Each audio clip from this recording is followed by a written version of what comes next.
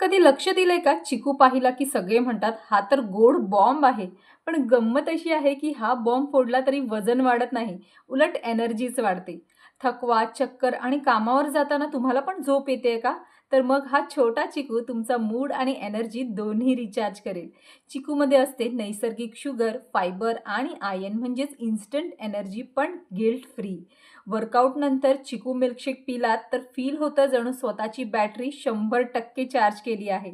तर आजच घरी चिकू घेऊन या आणि उद्या सकाळी एका ब्लेंडरमध्ये चिकू घाला, दूध घाला, थोडं जास्त स्वीट हवं असेल तर थोडीशी साखर घाला आणि ब्लेंडरला सांगा, "चल भाई काम सुरू कर."